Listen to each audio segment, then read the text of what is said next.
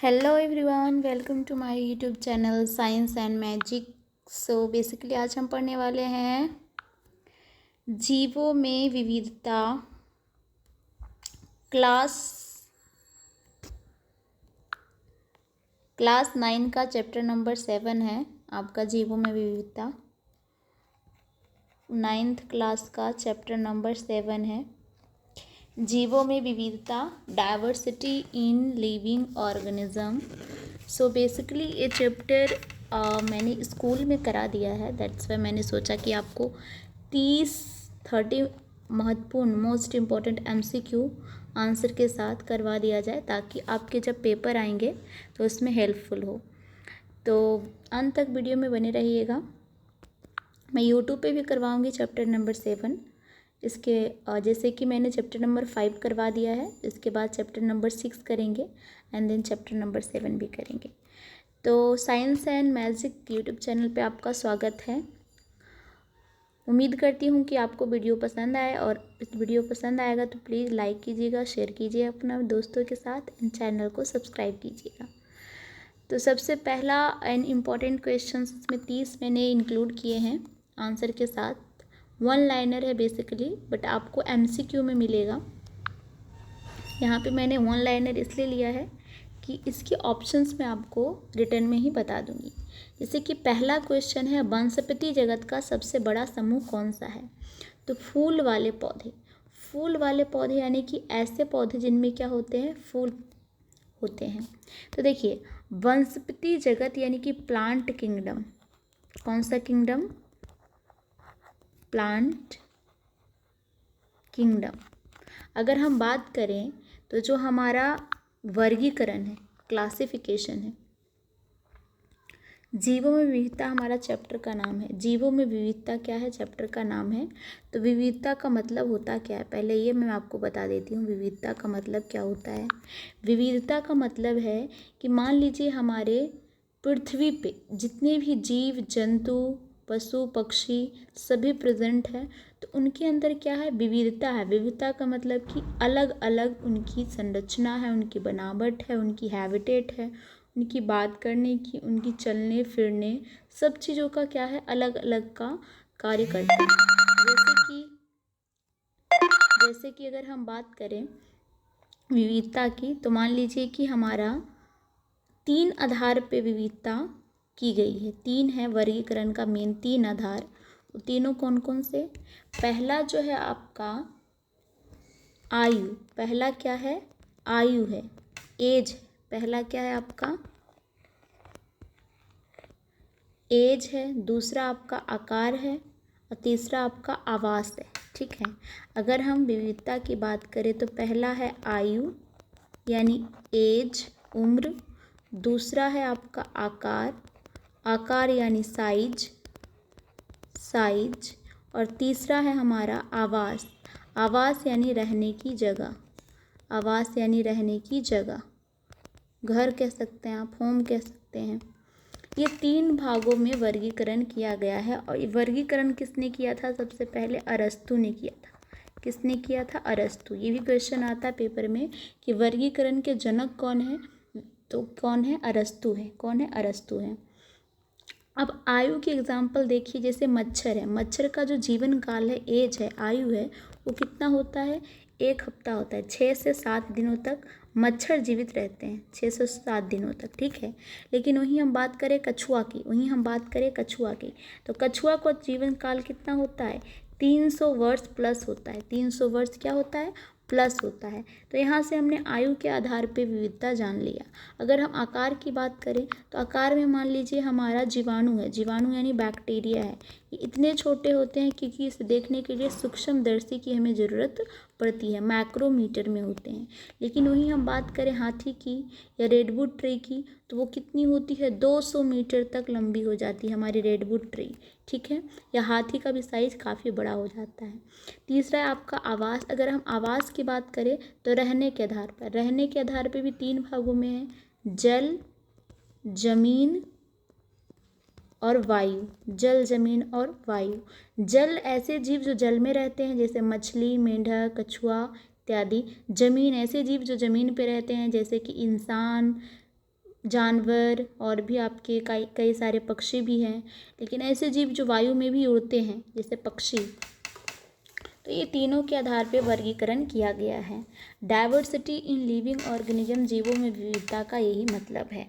अब आगे बढ़ते हैं। मैंने ये इम्पोर्टेंट चीज़ आपको बता दिया क्योंकि यहाँ से भी कई बार क्वेश्चन पेपर में पूछा जाता है। सबसे पहला क्वेश्चन हमारा क्या है, मैं एक एक चीज़ आपको एक्सप्लेन करती जाऊँगी तो आपको अच्छे से एक क्वेश्चन से रिलेटेड आप 4 क्वेश्चन बना सकते हैं, ऐसे डिटेल में आपको बताऊंगी। वनस्पति जगत का सबसे बड़ा समूह कौन सा है? फूल वाले पौधे। फूल वाले पौधे का मतलब है एंजियोस्पर्म। एंजियोस्पर्म। देखिए, अगर हम प्लांट किंगडम की बात करें, तो प्लांट किंगडम जो है आपका प्लांटी है। किसके अंदर आता है? ये आता है किसके संघ में आता है? प्लांटी संघ में। प्लांटी किस में आता है? प्लांटी।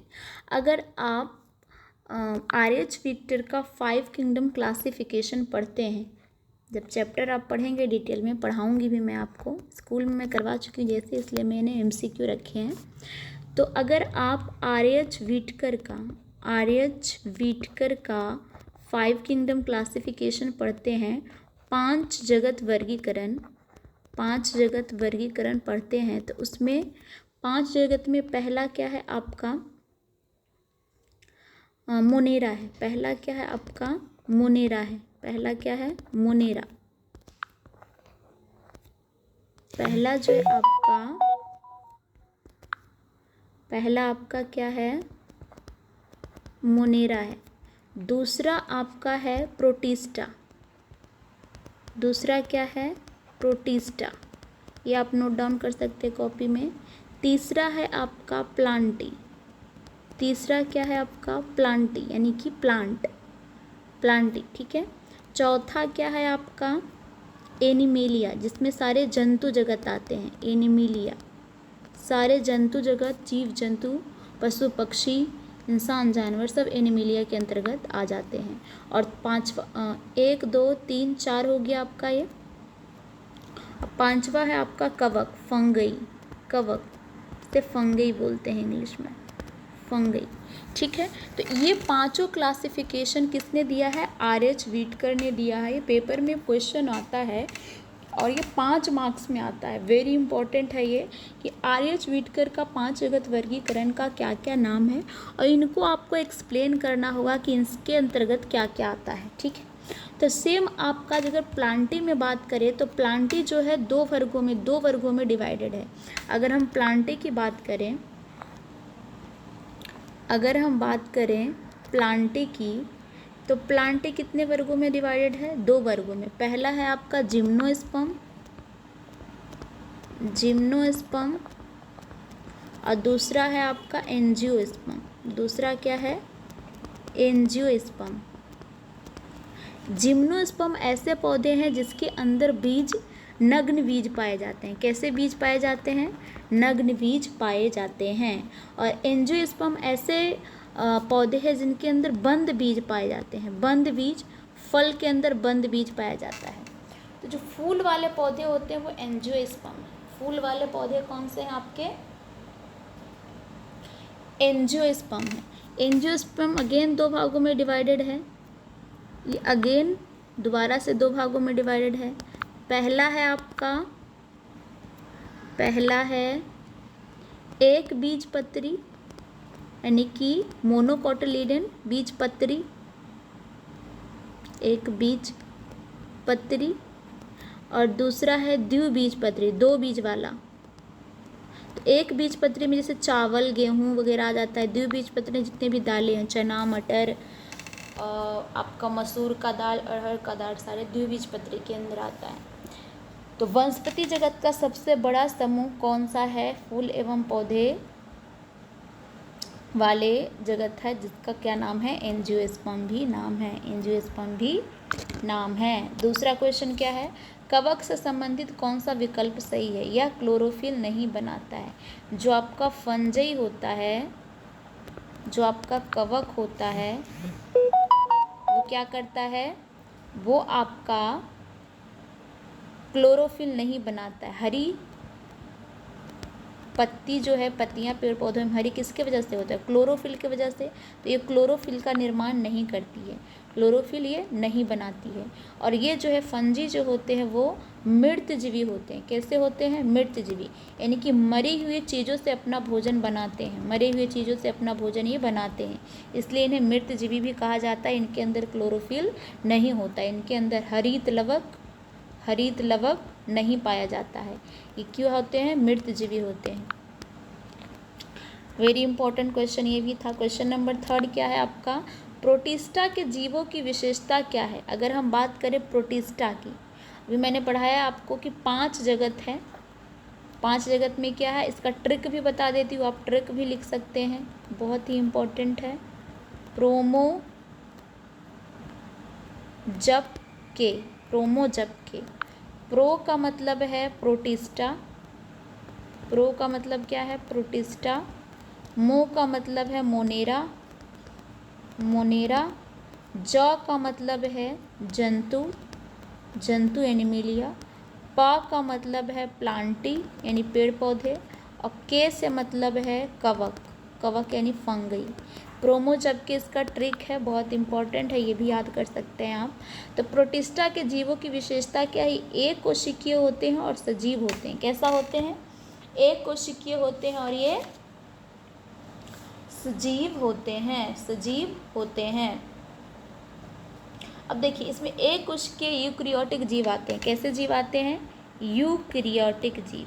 यूकैरियोटिक का क्या मतलब है कि इनका जो केंद्रक होता है वो न्यूक्लियस जो होता है, केंद्रक जो होता है वो केंद्रक झिल्ली से ढकी हुई होती है, केंद्रक झिल्ली से ढकी हुई होती है।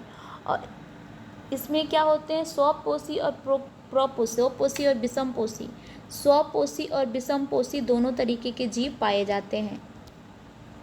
इसका एग्जाम्पल है आपका कवक, शैवाल, प्रोटोजोआ और आपका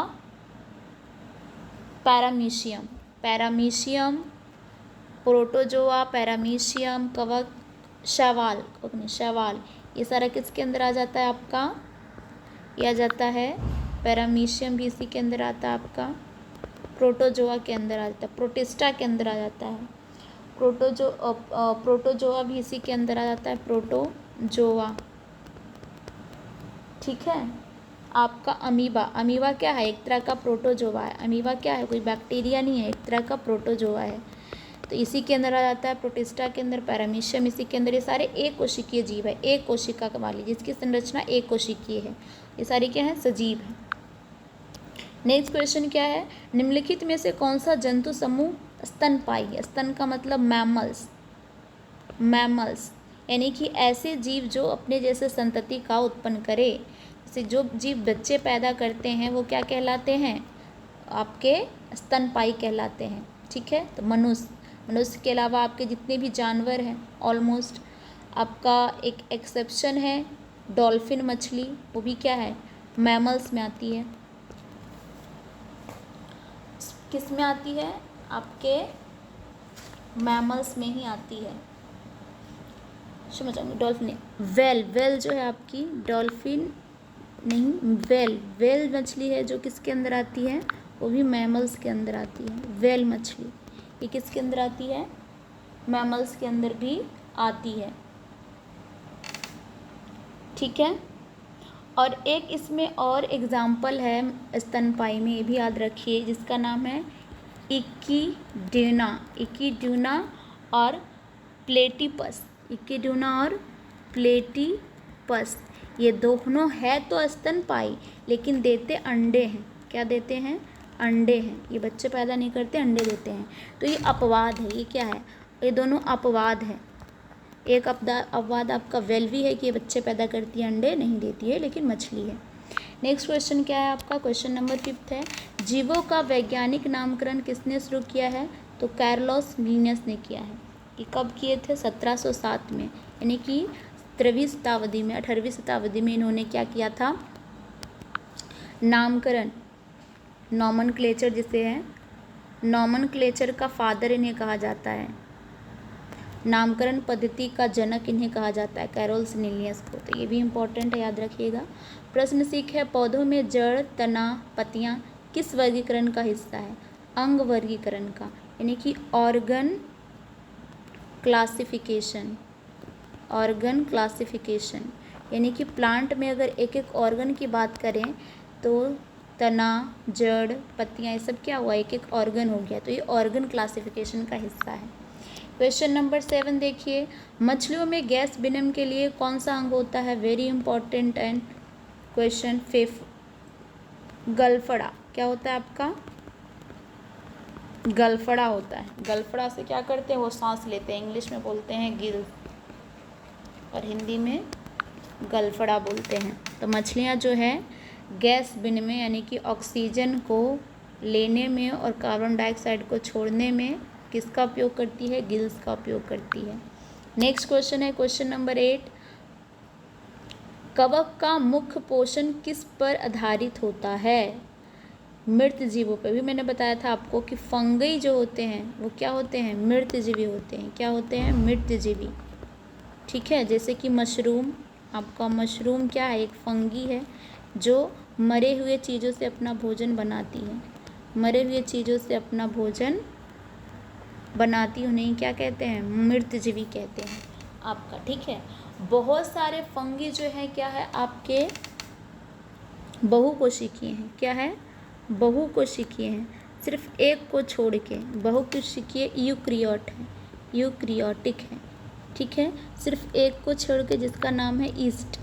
ईस्ट एक इकलौता है जो क्या है? एक कोशिकीय है। बाकी के सारे बहुकोशिकीय हैं। तो ये भी इम्पॉर्टेंट एक्सेप्शन है और इम्पॉर्टेंट पॉइंट है। क्वेश्चन नंबर 9 देखिए जी। तो क्वेश्चन नंबर 9 क्या है? किन पौधों में बीज नहीं बनते? वेरी वेरी इंपॉर्टेंट क्वेश्चन है ये भी। देखिए, ब्रायोफाइटा, थैलोफाइटा, 3 ऐसी समूह हैं जिनके अंदर बीज उत्पन्न करने की क्षमता नहीं होती है। ब्रायोफाइटा हो गया आपका, थैलोफाइटा, ये आपके पेपर में पूछे जाते हैं अक्सर। कोशिश करते हैं इसको अच्छे से लिखने का ताकि आपको सही से समझ में आए। थैलो यानी कि थैलोनुमा, थैलीनुमा संरचना, थैलोफाइटा दूसरा है। और तीसरा क्या है? Pteridophyta, pteridophyta. ये तीनों प्लांट के जो समूह हैं, वर्गीकरण है, इन तीनों में बीज उत्पन्न करने की क्षमता नहीं होती है। बीज उत्पन्न करने की जो क्षमता है वो नहीं होती है, इसलिए इन्हें क्या कहते हैं? इन्हें एक इम्पॉर्टेंट नाम से जानते हैं जिन्हें बोलते हैं क्रिप्टोगैम। क्या बोलते हैं? क्रिप्टोगैम। बहुत इम्पॉर्टेंट है, पेपर में हमेशा पूछा जाता है। तो क्रिप्टोगैम इन तीनों को कहते हैं। क्यों कहते हैं? क्योंकि इसमें बीज उत्पन्न करने की क्षमता नहीं होती है, बीज उत्पन्न नहीं कर पाते हैं ये। और ये क्या करते हैं? इनका जो जनन अंग है जहाँ से आपका दूसरा पौधा होता है वो कैसा होता है? ढाका होता है, अप्रत्यक्ष होता है। ये नेक्स्ट पॉइंट इसमें बहुत इंपॉर्टेंट है। अप्रत्यक्ष इसका जनन अंग होता है। और दूसरा क्या है आपका? इनमें बीज उत्पन्न करने की क्षमता नहीं होती है।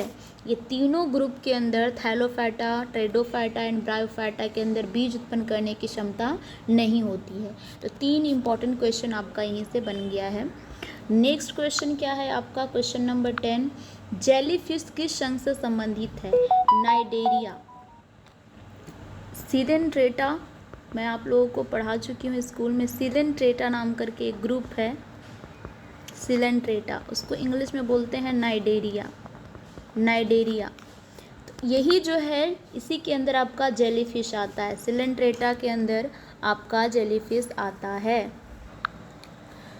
तो जेलीफिश जो है किस संघ से संबंधित है? नाइडेरिया से। सिलेंट्रेटा इसका हिंदी नेम है। ठीक है, अब देखिए इसमें होता क्या है। ये एक जलीय जंतु है, बेसिकली ये समुद्र में पाए जाते हैं। तो इसके अंदर जेलीफिश के अलावा और भी एग्जाम्पल है, जैसे कोरल, कोरल भी आपका सिलेंट्रेटा के अंदर ही आता है। और है आपका हाइड्रा, हाइड्रा, ये सारे समुद्री जंतु है। सी एनिमन, समुद्री एनिमन भी, सी एनिमन भी इसी के अंदर आता है एनिमल। ये सारे एग्जाम्पल पेपर में अक्सर पूछे जाते हैं, तो आपको याद होना चाहिए। तो ये भी क्या है, ये भी आपके समुद्री यानी कि जलीय जंतु है। और इनका संगठन कैसा, शारीरिक संगठन कैसा होता है, ऊतकीय स्तर का होता है। ऊतकीय स्तर का होता है इनका संरचना, ठीक है। और इनका जो बॉडी कैविटी है इसके अंदर पाई जाती है, यानी कि इसके अंदर देहगुहा पाया जाता है। तो एक ही पॉइंट से बहुत सारे पॉइंट मैं आपको समझाने की कोशिश करूँगी।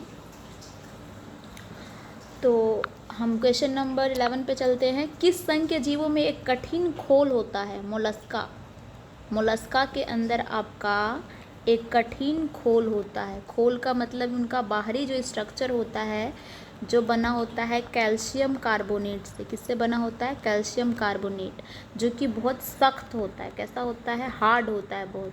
तो उसी को बोलते हैं कठिन खोल। तो मोलस्का में जितने भी जंतु आते हैं उसके अंदर एक सख्त खोल होता है, ठीक है। जैसे कि इसके अंदर आने वाले जो भी एग्जाम्पल है वो आपके हैं, जैसे कि आपका ऑक्टोपस। ऑक्टोपस आपका मोलस्का के अंदर आता है। फिर आपका काइटिन है, काइटॉन नाम है उसका, काइटॉन। ये सारे समुद्री जंतु हैं। घोघा, घोघा को अगर आप देखेंगे तो उसका बाहरी स्ट्रक्चर बहुत इस तरीके से होता है, ऊपर वाला बहुत सख्त होता है कैल्शियम कार्बोनेट से, क्योंकि वो बना होता है, ठीक है। और ये सारे आपके एग्जाम्पल हैं मोलस्का के, और ये भी क्या है, समुद्री जंतु है, ठीक है। नेक्स्ट क्वेश्चन है क्वेश्चन नंबर 12। फर्न पौधे किस वर्ग में होते हैं, टेरिडोफाइटा। फर्न जो है किसके अंदर आते हैं, टेरिडोफाइटा के अंतर्गत। तो फर्न आपका बेसिकली ये भी बीज उत्पन्न नहीं करते हैं, ये भी बीज उत्पन्न करने की क्षमता नहीं रखते हैं, बीज उत्पन्न करने की क्षमता नहीं रखते हैं, ठीक है। तो ये टेरिडोफाइटा के अंदर आते हैं। नेक्स्ट क्वेश्चन है, कृमि के शरीर में कितने खंड होते हैं, अनेक खंड। देखिए कृमि जो है आपके जितने भी रेंगने वाले जीव, ठीक है, वो क्या कहलाते हैं, कृमि कहलाते हैं। जैसे कि आपके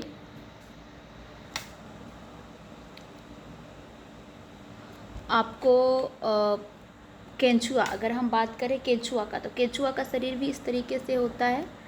उसके शरीर में क्या होता है, खंड होते हैं, इस तरीके से विभाजित होता है। तो अनेक खंड होते हैं, इसी को ही क्या बोलते हैं, कृमि। और किसके अंदर आता है, निमेटोडा संघ में। किस संघ में आता है, निमेटोडा संघ में। तो इसका दो एग्जाम्पल, एस्केरिस और वुचेरिया। एस्केरिस, एस्केरिस, और दूसरा एग्जाम्पल है वुचेरिया। अगर हम बात करें केंचुआ, तो केंचुआ जो है एनालिडा के एग्जाम्पल है, एनीलिडा। तो आपको सिर्फ ये याद रखना है कि कितने खंड होते हैं, अनेक खंड होते हैं कृमि के शरीर में, और किस में है, निमेटोडा संघ में आता है, एस्केरिस और वुचेरिया इसके एग्जाम्पल है। नेक्स्ट क्वेश्चन क्या है, क्वेश्चन नंबर 14। अमीबा किस प्रकार का जंतु का उदाहरण है। अभी मैंने बताया था आपका, अमीबा एक प्रोटोजोआ है, जिसमें किस में आता है, प्रोटिस्टा के अंतर्गत आता है, प्रोटिस्टा के अंतर्गत आता है। ये भी क्या है, एक कोशिकीय जीव है, एक कोशिकीय प्रोक्रियोट्स है, प्रोकैरियोट है। प्रोक्रियोट्स का मतलब इसका जो न्यूक्लियस है, इसका जो केंद्रक है, केंद्रक झिल्ली से ढका हुआ नहीं होता है। प्रश्न 15 क्या कहता है, जंतु जगत का सबसे बड़ा संघ कौन सा है। जंतु जगत का सबसे बड़ा संघ है ऑर्थोपोडा। क्या है, ऑर्थोपोडा। जितने भी इंसेक्ट हैं, जितने भी इंसेक्ट है वो किसके अंदर आते हैं, ऑर्थोपोडा के अंदर आते हैं। जैसे तितली, तितली आपका ऑर्थोपोडा के अंदर आता है। मकड़ी आपका ऑर्थोपोडा के अंदर आता है। घरेलू मक्खी आपका ऑर्थोपोडा के अंदर आता है। आपका कॉकरोच, कॉकरोच आपका ऑर्थोपोडा के अंदर आता है। तो इतने भी इंसेक्ट हैं, इसको क्या बोलते हैं, इंसेक्ट वाले, वो किसके अंतर्गत आते हैं, ऑर्थोपोडा के अंदर आते हैं। ये सबसे बड़ा है, जंतु जगत का सबसे बड़ा संघ है ऑर्थोपोडा। क्वेश्चन नंबर 16 क्या है, पक्षियों का हृदय कितने कक्षों का होता है, तो 4 कक्ष। जो हमारे वर्ड होते हैं वो हमारे मानव शरीर के जैसे, उनमें भी 4 कोष्ठक वाले हृदय होता है, 4 कोष्ठक वाले हृदय होता है। पक्षियों में भी 4 कोष्ठक वाले हृदय होता है। क्वेश्चन नंबर 17 क्या है, डायनासोर किस वर्ग के जीव थे? तो सरीसृप थे, रेप्टाइल्स थे। डायनासोर्स किस क्या थे? ये रेप्टाइल्स थे, जिसके अंदर छिपकलियाँ आती है, वो भी क्या है? रेप्टाइल्स के अंदर ही आती हैं। नेक्स्ट क्वेश्चन है क्वेश्चन नंबर 18, जीवों के वर्गीकरण का आधुनिक आधार क्या है? आधुनिक आधार क्या है? डीएनए अनुक्रम। डीएनए की जो बनावट है, जो संरचना है, कैसे उसमें लगी हुई है, वही आपका आधुनिक आधार है। डीएनए का मैंने फुल फॉर्म भी बताया था आपको। डीएनए का फुल फॉर्म क्या है? Deoxy ribo nucleic acid. Deoxyribo nucleic acid इसका फुल फॉर्म है। क्वेश्चन नंबर 19 क्या है, स्पॉन्ज किस संघ में संबंधित है? पोरिफेरा। पोरिफेरा जो है, पोरिफेरा संघ के अंदर स्पॉन्ज आता है, जो भी समुद्री जीव है। और स्पॉन्ज का मतलब क्या है? छिद्र युक्त, छिद्र युक्त जीवधारी, छिद्र युक्त जीवधारी स्पॉन्ज कहलाते हैं। ठीक है, ये भी समुद्री जंतु है। क्वेश्चन नंबर 20 क्या है, मनुष्य किस वर्ग के जंतु है? स्तनधारी। सिंपल, मनुष्य जो है मैमल्स के अंदर आते हैं। और मैमल्स किसके अंदर आता है? वर्टिब्रेट्स के अंदर, कशेरुकी के अंदर। वर्टिब्रेट, कशेरुकी, ये भी मैंने आप लोगों को पढ़ा रखा है स्कूल में। स्कूल वाले बच्चे अगर देखते हैं तो उनको ये सब चीज़ों को पता है। मैं यूट्यूब पे भी चैप्टर नंबर 7 करवाऊंगी। क्वेश्चन नंबर 21 क्या, फर्न पौधों में प्रजनन किस प्रकार होता है? बीजाणुओं द्वारा। अभी मैंने बताया था आपको कि टेरिडोफाइटा, टेरिडोफाइटा के अंदर, टेरिडोफाइटा की अगर हम बात करें तो किसके अंदर, फर्न किसका एग्जाम्पल है? टेरिडोफाइटा का। टेरिडोफाइटा का एग्जाम्पल है फर्न। तो आपका जो फर्न है उसके अंदर क्या होते हैं? बीज उत्पन्न नहीं होते हैं, बीज उत्पन्न नहीं होते हैं। क्या उत्पन्न होते हैं? वो बीजाणु। तो बीजाणु द्वारा जो प्रजनन है किसके अंदर होता है? फर्न के अंदर, यानी टेरिडोफाइटा के अंदर। एक और बताया था मैंने आपको, थैलोफाइटा, थैलोफाइटा, और एक क्या बताया है? Bryophyta, bryophyta. तो तीनों आपको याद रखना है। क्वेश्चन नंबर 22 क्या है, निम्नलिखित में से कौन सा जंतु कशेरुकी है? मछली। देखिए अब मैं आपको बता देती हूँ, कशेरुकी में टोटल 5 विभाजन है। ठीक है, 5 विभाजन है। पहला जो है आपका फिश है, पहला क्या है आपका? फिश है। दूसरा क्या है आपका?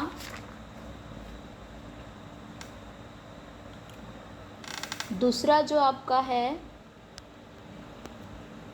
एम्फीबियंस है। एम्फीबियंस का मतलब होता है, पहला क्या है? मछली है। दूसरा है ऐसे जीव जो जल और जमीन दोनों पे रह सकते हैं, जलचर और स्थलचर। तीसरा है आपका, तीसरा आपका मनुष्य। तीसरा क्या है आपका? मनुष्य। इसे स्तनपायी को, मनुष्य की जगह आप स्तनपायी कह सकते हैं। क्या? स्तनपायी।